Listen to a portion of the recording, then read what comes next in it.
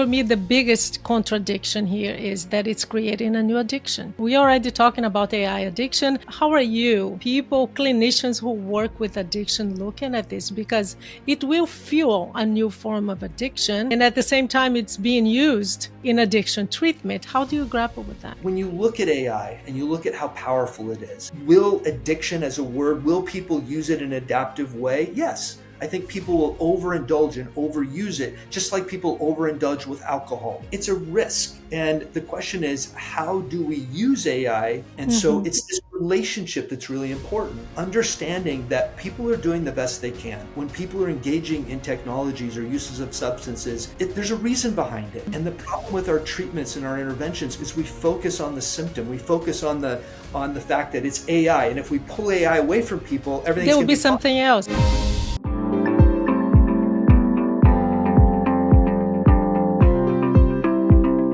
Hello, welcome back to the Relating to AI podcast. I'm your host, Paula Fontenelle.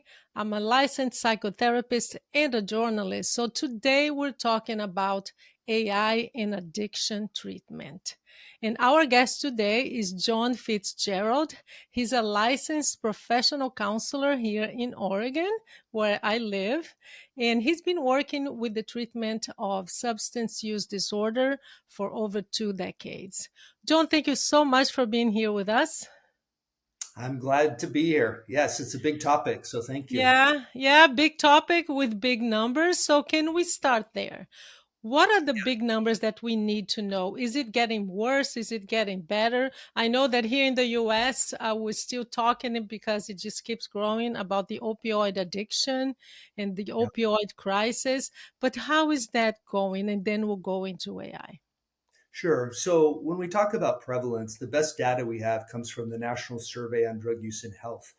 And the latest data that we have suggests that about 50 million Americans 12 and older suffer with a substance use disorder. So it's a pretty significant number. Yeah. Um, of that group, we used to say that about 10% would receive treatment, but after COVID, it dropped to 4 or 5%. It Now, dropped? it Wow. dropped because a lot of the treatment programs closed. We had to kind of retool to virtual very quickly. But yes, the amount of treatment really decreased, and so the system, I think, became even more challenged. What makes that number a little more challenging is that when 5% of people access treatment and 95% don't, one of the things that we do in NISDA is we ask somebody in that 95%, if treatment was available, would you want treatment? And Mm. of that 95%, 95% of people say, no, I have no interest in treatment. So Really? what that suggests is that addiction is really a motivational problem to a large extent. People get stuck in ambivalence where there is a part of them that probably knows they have a drinking or drug problem, Mm. but other parts of them sort of defend against that. So that's one of our challenges that we have in terms of reaching out into the population and meeting the needs of those who are suffering. A lot of those people just don't see the need for treatment. So the minority get treatment, and the rest of people who could benefit, well, they're a little ambivalent. They don't see that there's a problem. Hmm. So we're talking about big numbers, but it's not just the numbers. It's about how do we engage people and help. Mm-hmm. So Yeah. Well, I had no idea. I'd never heard that number before, that 95%. Is it because they don't think they have? Because I know that in treatment of, I learned this in school. I've never worked with substance use, but I know that there is something called the stages of change, yeah. and it depends on where you are. Does that mean that people don't recognize they have a problem, or do they recognize and still they say, I don't want treatment? I don't think it's black and white. I think Mm. it's the idea that I do think aspects of people recognize at times that they have a problem. They get told by their doctor that there's something medically tied to their Mm. drinking, or they get um, an infraction from drinking and driving, or their partner gets on their case about substances. And so I think again, part of part of why people are ambivalent gets us into the question of what is addiction? Why do people go Mhm. down that path? So I think Mhm. part of your answer is complicated because it gets to the essence of, well, why is it that I don't want treatment? Why is it that I'm defending against the fact that I have a problem? And part of that is I don't want to give it up, because if I do, I don't have anything else there to kind of support me in my life. So we can talk a bit more about how I think Mm. about addiction if you want to go there. But I I think would love that. Yeah. I would love that because there's that's the other thing too. There's so many different definitions of addiction. I'll read one of them, which is one that Gabor Mate, which I'm sure you know. He has, I think, a pretty good definition of addiction, but still there's something I kind of struggle with, but I'll read it. okay. He says it's any behavior that gives you a temporary relief, temporary pleasure, but in the long term causes harm, has Mhm. some negative consequences, and you can't give it up despite those negative consequences. And here's my question about this definition. You can have addiction and still have no negative consequences, can't you? I don't know, which definition of addiction do you, how do you see it? For a while, when we look at the Diagnostic Statistics Manual, where we diagnose, from 1980 to about 2012, I think 13, we had two categories. We had substance abuse and substance dependence.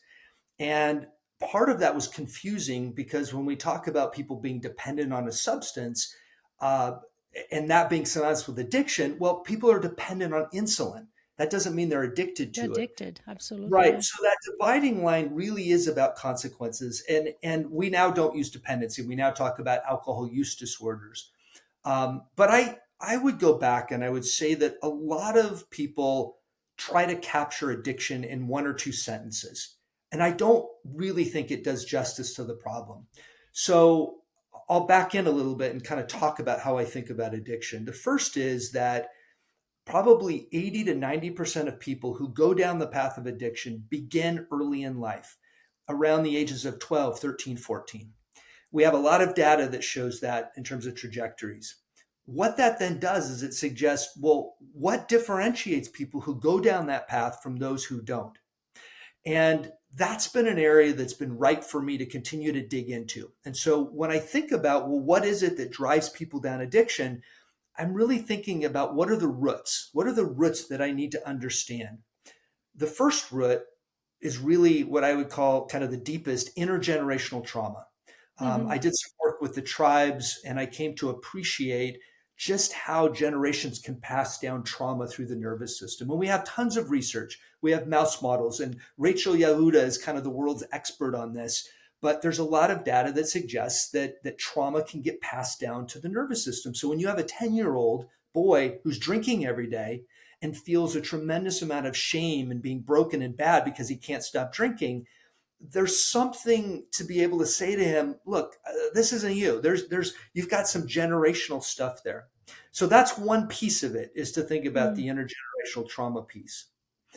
The second is attachment. So attachment is the best theory we have, cradle to grave, of human relationships. This comes from John Bowlby.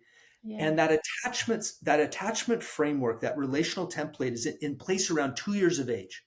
So you can think about it almost like genetics, where you're born into this world and you get this relational template from your caregivers, your parents. Hmm. When we think about attachment, there's really five ingredients: a sense of feeling safe, emotional attunement, the ability to self regulate emotion. Every little kid needs the gleam in the eye. They look up at their parents and they see that love. And then the fifth is this self development, where parents understand kind of the innate talents of their children, and they potentiate that. We say that no parent gets it all right, but parents that get it right enough create securely attached kids that go off and have good relationships. Hmm. In clinical populations, we know that insecure attachment is about 70 to 90%. It's much, much higher, It's that high? Yeah, wow. very high in clinical populations. So that's another root when we're talking about how should we understand addiction. I would say that people who have this early insecure attachment, they didn't get enough of those attachment ingredients, that starts setting people up for, well, if I don't know how to regulate my nervous system, then I need to figure out whether it's alcohol or drugs or gambling or sex or food, something that helps me to calm my nervous system.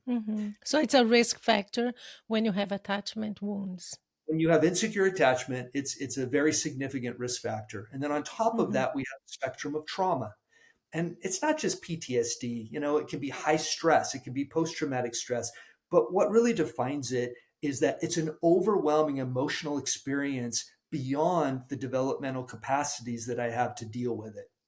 And Hmm. when trauma occurs, essentially the body goes into this sort of fight, flight, freeze. It automatically takes over to address the trauma.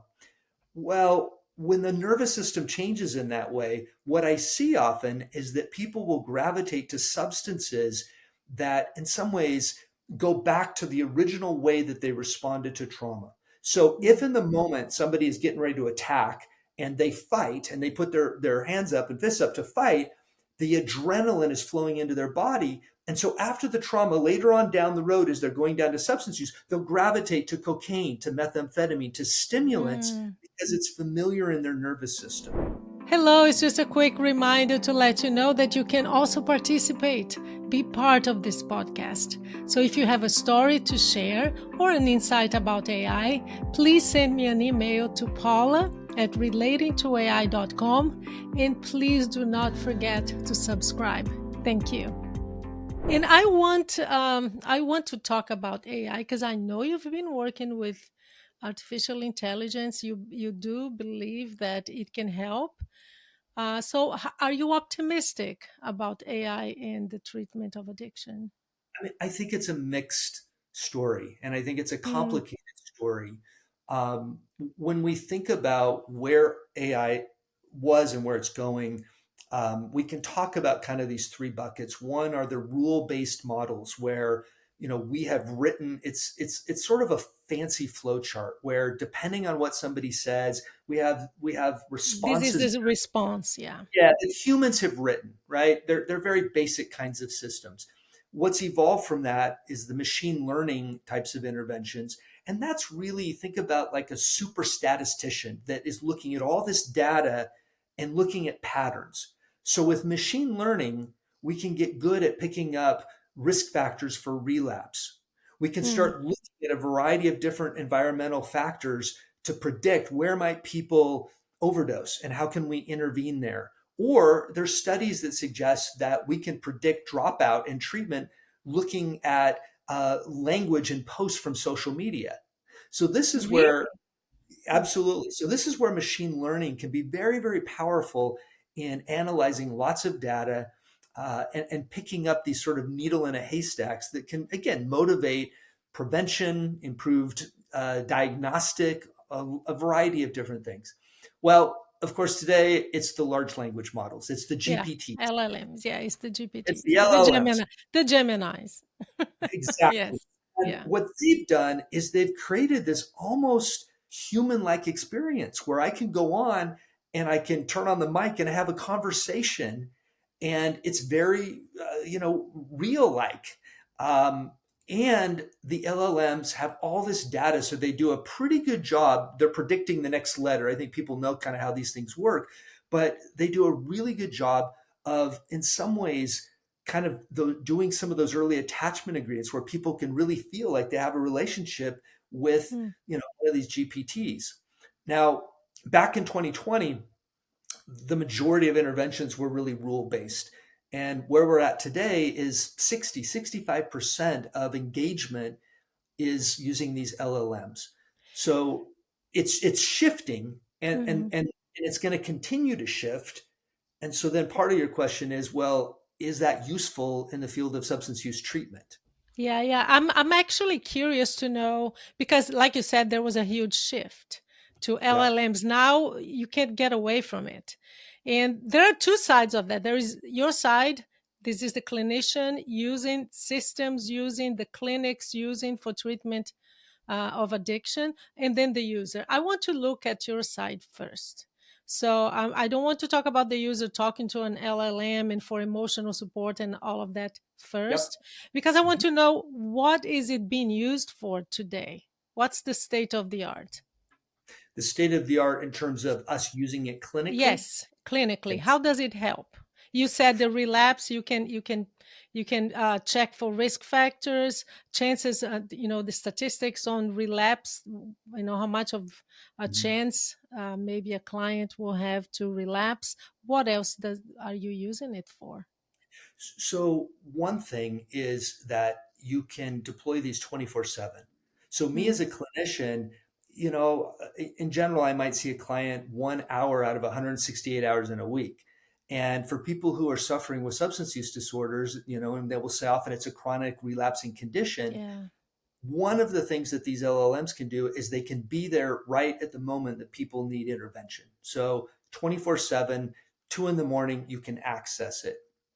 Mm-hmm, Um, they're being used in a lot of other ways. AI is being used as a way of kind of taking notes in the background, whereas clinicians are working with patients so they can be engaging with patients, but at the same time, and those notes in some ways need to be edited, but they provide a record that clinicians can go and can look at. I think that we also can use AI in a way to improve the assessment that we do. Part of mm, it is right now and traditionally we have these different screening and assessment tools. So if I want to assess depression, I might use the PHQ-9, and for anxiety the GAD-7, and trauma the PCL-5. Well, LLMs take all of this data and can do computerized sort of computer adaptive assessment. So as a clinician, I can kind of turn to these LLMs as they're continuing to develop, and I can get better results diagnostically using technology than going and opening the textbook and kind of going back to each of these individual screening tools. I think mm-hmm, the technology helps to identify the cluster of symptoms that people struggle with. And then as a clinician, I can determine how do I want to go into that cluster and start addressing mm-hmm. the attachment and the trauma and the anxiety and all of those things that are driving why somebody is drinking in the first place. Hmm. How do you work with? Because you're talking and I'm thinking about the risks too. I use LLMs every single day. I'm sure you do too, not just Yep. for treatment, but what about that AI it makes up data?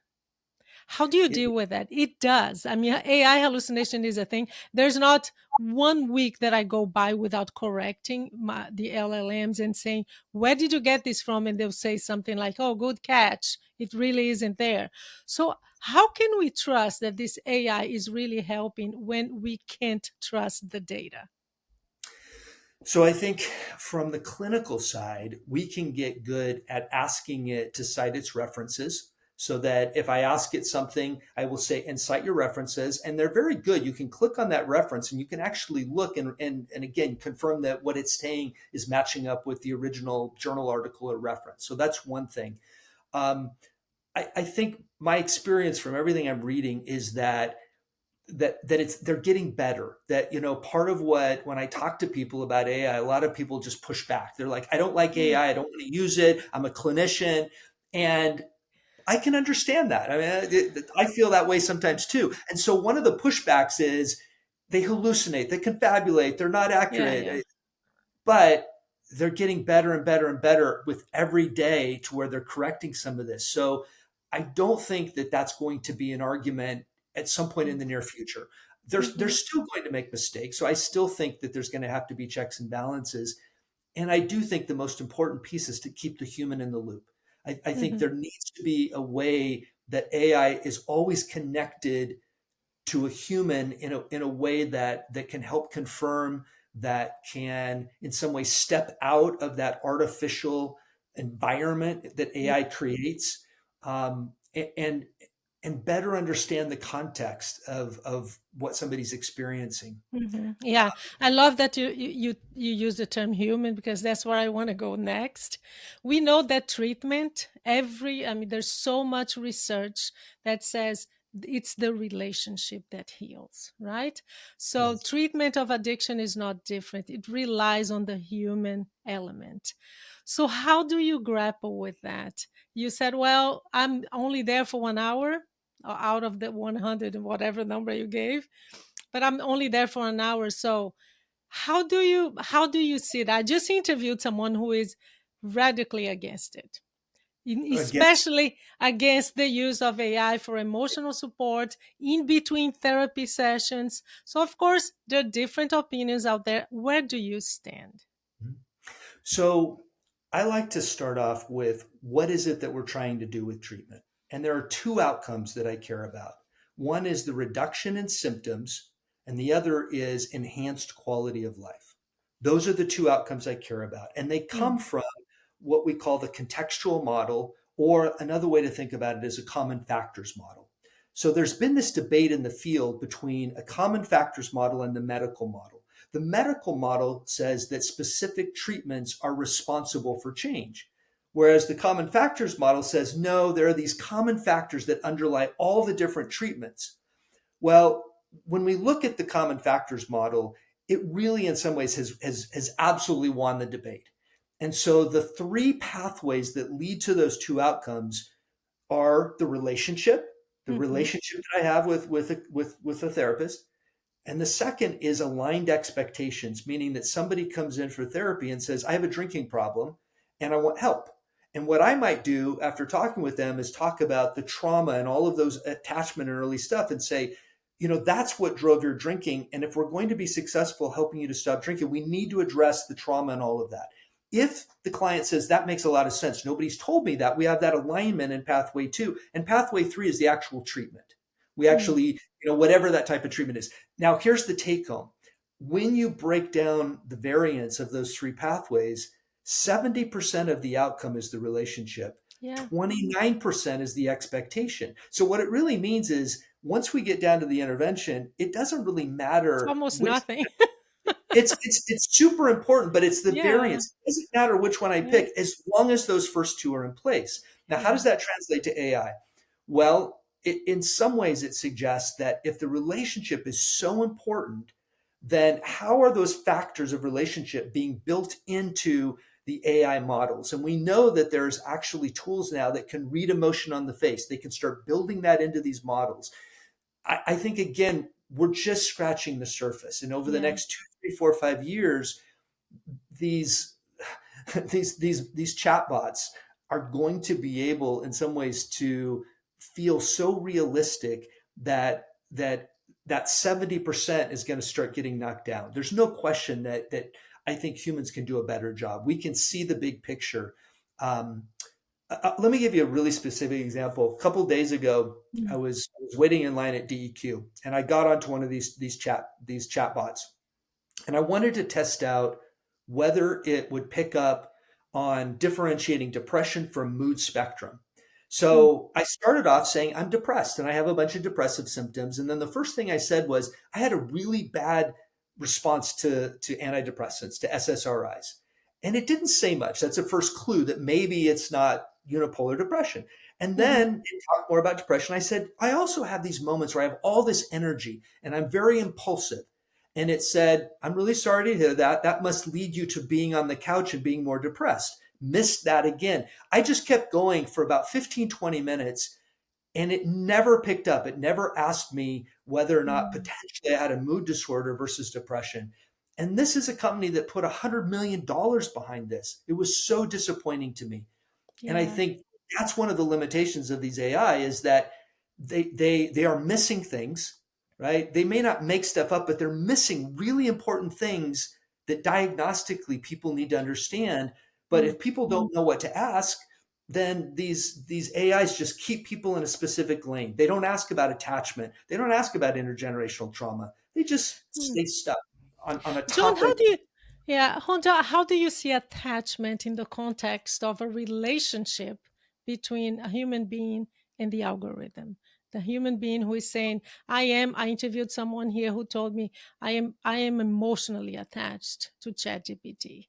How do you see that in terms of attachment, and how can that even impact treatment? Because the brain doesn't know if you're talking, the emotion is there, the projection is there, yeah. How do you see that? How are you dealing with that with your clients, for example? Well, if you think about those different attachment ingredients and why people may gravitate to GPTs, One is this just the sense of safety. I have a variety of things that I feel shame about that I'm not sure I really want to talk to a therapist. But I have actually a couple of friends that have said they've gone on and they've said things to the GPT that they've That told never nobody. said anybody. Yeah, They have I've never heard told that. anybody, Yeah. It right? never will. It never And they never will. will, because they Yeah. feel safe, right? There's a sense of safety there that I can engage with technology and say things and get feedback. Now, we also know that these AIs often don't press people. They just they're too nice, right? And I think in some ways that can build that empathy piece. It can help people as the AIs provide feedback. It can provide that sort of emotional attunement. They can say in so many words, that must be really hard. You must feel sad. They can use feeling words. They Sometimes mimic empathy, they can, basically. and sometimes better than therapists who don't use emotion words. There's a lot of therapists that are talk therapists. They're not somatic. They have a hard time with emotion, and their whole sort of way of being with patients is talking. Whereas I think these AIs actually can slow down and use emotion words, and at some point do that emotional attunement piece. And Mhm. so people can really feel like they're in a relationship with their phone. Absolutely. And so then that starts working on that 70% pathway. And I think it's only going to get better. I think that the way that, the artificialness and the way that they talk, that's going to go away. It's Um, almost gone. I don't know if you have tried it lately. I yeah, have tried the voice. It's practically gone. yeah. And I get to pick the voice I want, right? Male, Mhm. female. I can go in and out of 10 different voices. I pick the one I want. So Yeah. it's a little in some ways scary how quickly the technology is moving, and where we're going to be even 2-3 years from now. Yeah. But I want to go. For me, the biggest contradiction here is that it's creating a new addiction, right? We already talking about AI addiction. We've been talking about social media addiction, screen addiction. There are so many labels, but I think with AI, it's a whole new ball game. Social media, it's something that is pushed on you. You choose to watch a video. There is no direct interaction. There is no dialogue. There is no back and forth. It's very different. And how are you, people, clinicians who work with addiction, looking at this? Because it will fuel a new form of addiction. And at the same time, it's being used in addiction treatment. How do you grapple with that? So one of the first things that I would say is I am not a big fan of the word addiction, and I like the Mhm. word adaptive for all the reasons we've talked about. That early in life, when you have this bucket of risks and nobody picks up on it, nobody's helping, then people adapt. They're very creative at finding ways of adapting to that underlying risk and those roots as they go forward. So it's absolutely true that in some ways it's people engage with alcohol, with drugs, gambling, sex, and food, and there's a point at which that engagement goes outside of some boundary and we call it a problem. And I Yeah. think part of the nature of challenges these days is that we originally sort of had this DSM categorical way of looking. Now we're really talking about transdiagnostic. Things are on a spectrum. Yes. So when you look at AI and you look at how powerful it is, um, will addiction as a word, will people use it in an adaptive way? Yes. I think people will overindulge and overuse it, just like people overindulge with alcohol. Or some people may gamble every now and then, but other people get hooked on it and Overwork. yeah, Overwork. Yeah. working. Yes. So I think it's a risk. And the question is, how do we use AI to pick up people that are at higher risk? And one way to do that using all of this data is to start off by understanding a person's history. And if we know early on that, oh, they have insecure attachment, wow, they have a big trauma history, they have some co occurring disorders that haven't been treated. And fast forward, they're using the chatbot every day, 10 hours a day. We can start Mm. connecting the dots. Um, we Mhm. have we have data from the Adverse Childhood Experiences Study, ACEs. We've talked about ACEs in terms of, and ACEs are sort of linear. The more adverse childhood experiences you have, the more people drink alcohol, use drugs. We have that same data for social media. you can actually look at the linear relationship of the more adverse childhood experiences, the more people start gravitating to screen time and social media. And I think we're going to see the same kind of a thing in terms of the way that people engage with AI. And so Hmm. it's this relationship that's really important, understanding that people are doing the best they can. And when people are engaging in technologies or uses of substances, there's a reason behind it. Mm. And the problem with our treatments and our interventions is we focus on the symptom. We focus on the fact that it's AI. And if we pull AI away from people, everything's There will going to be be fine. something else, and there will be It'll be something something else, else. right? Yeah. It's But simple are as you that. assessing that thought? Is that part of the assessment nowadays? When you ask, the initial questions, do you ask about the use of AI or the use of social media, screen time? Is that part of the assessment I for believe substance use? Yeah, so I believe now that it really should be almost on the front end. So when somebody comes in to see me, part of what that first conversation would be is to say, in some ways, are you using GPTs? Yeah. Okay, my assumption is you've probably already used it to start thinking about why you're seeing me. Is that true? Have you been on there and look? And if people say, yeah, I have, I would then say, that's great because I do the same thing. Like that's where I would start in building Mm, that 70% relationship. I would just say, yeah, that's great. I mean, because you're interested in your own behavior. You've gone on there. mm, So if you could solve the problem with AI, you probably don't need to come see me. So there's a gap there. You've gone through and you've explored your issues, but you're still true. coming to But you're see still me. here. Yeah. You're still here. So the question is, what's missing? That's a great Mhm. place to start. What more are you looking for that you weren't able to get by going onto the GPT and starting to work through it? I think that's a great place to start. I know a lot of clinicians do their standard evaluation, and then at some point, maybe in there, they're like, "Oh, do you use AI?" I think it needs to be reversed. I think we need to start with AI, just given the fact that pretty much everybody I talk to is Chances using. are, yeah, Yeah, yeah. chances are they've already gone on there and Googled or The, yeah, have you? So you basically what you're saying is you have incorporated that into your assessment, and it should be in the front end. But how do you see your colleagues? How are they dealing with it? I mean, the community of substance use treatment. Are you guys talking about this? I think it is being talked about. I think Mm, though that in some ways the addiction treatment system has always been a bit stuck in the past. It's a mm, system that is really hard to evolve very quickly. We see that other aspects of the healthcare system move much faster. But addiction treatment seems to kind of stay stuck. And I would say that that's also happening with AI and with technology. I go to a lot of conferences, mhm. and there's no question that AI is one of the top topics. And so I think people know that it's here, but they're still struggling with how to incorporate it into their practice. What does it look like? I don't think the majority of Yeah. people are using it on the front end. I think that it may come up at some point, but it hasn't made its way into the assessments that everybody's using. No, no. How about your clients, even outside the substance use? Do they bring it into therapy? Because mine do. Their Yeah, conversations, what the kind of reflection they do. Is that a common thing for you? absolutely. Yeah. I mean, I think, and part of it's my clientele. If I was doing community-based treatment and working more with a population that were more challenged in terms of their risk factors and technology, it might be different. But the clientele that I see, they're very savvy with technology. And so it's a conversation that naturally comes up, and they might bring it up. They might say, man, I was on my GPT the other day at the airport, and oh my God, here's what it told me. So it's changing how we talk about some of this stuff in therapy. We're having different conversations now. Yeah, yeah. I say that too. And I sometimes it's a long, long chunk, a big chunk of the therapy session now.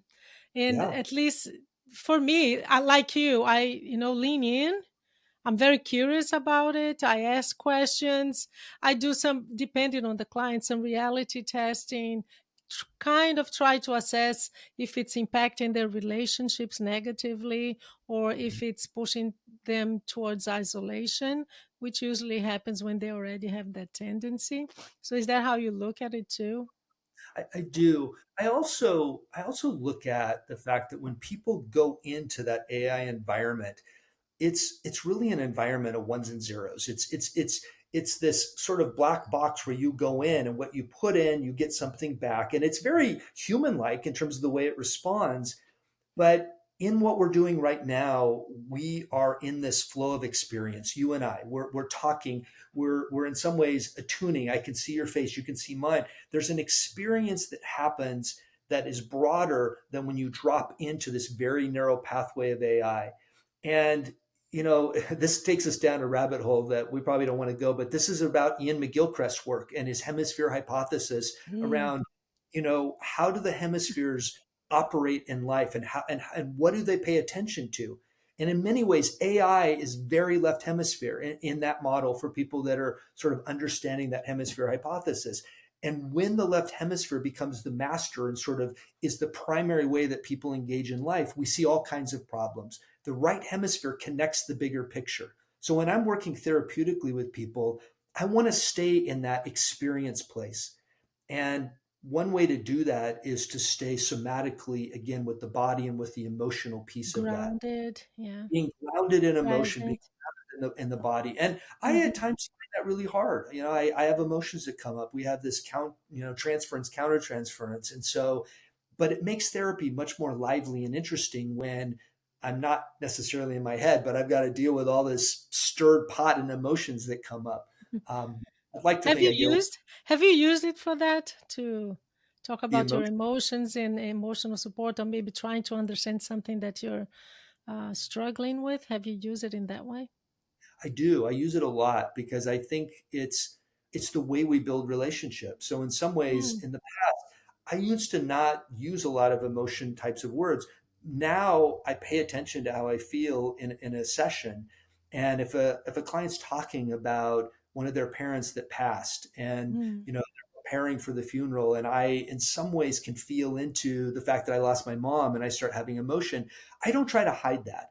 mm, I am not afraid of having some tears come down and to tell a client I'm really feeling sad right now, mm. or telling me something that's really scary, and I can say I feel my body right now becoming a bit hypervigilant.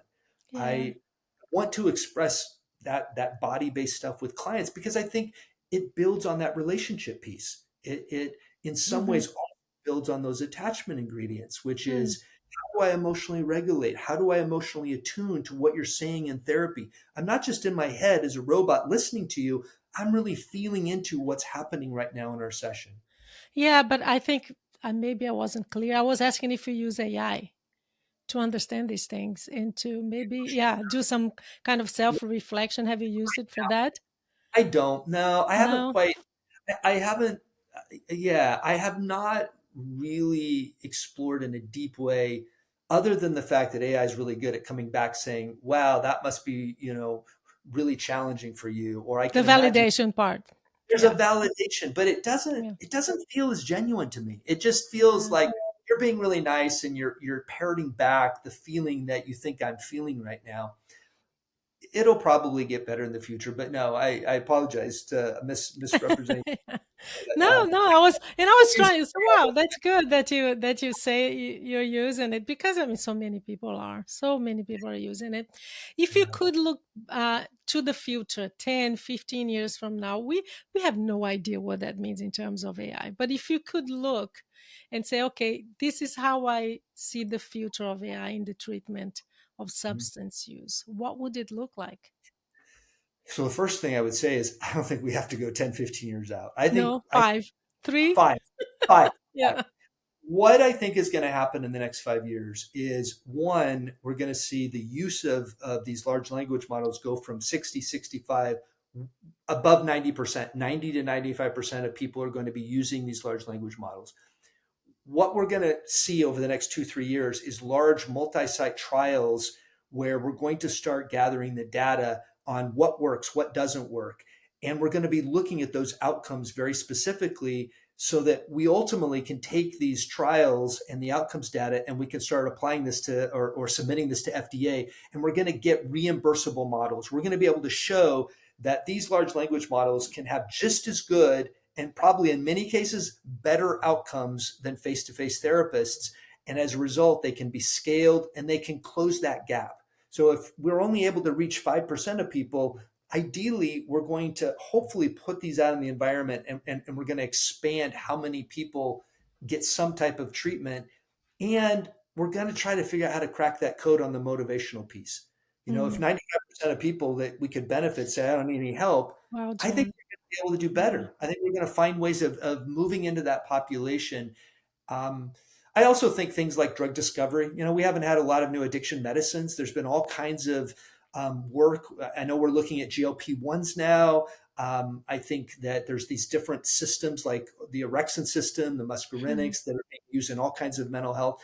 But I think we have lacked a lot of development in terms of what's happening with drugs. And I think now these AI models can help us really expand drug discovery in ways that potentially could come up with some new medicines to help people. Um, Hmm.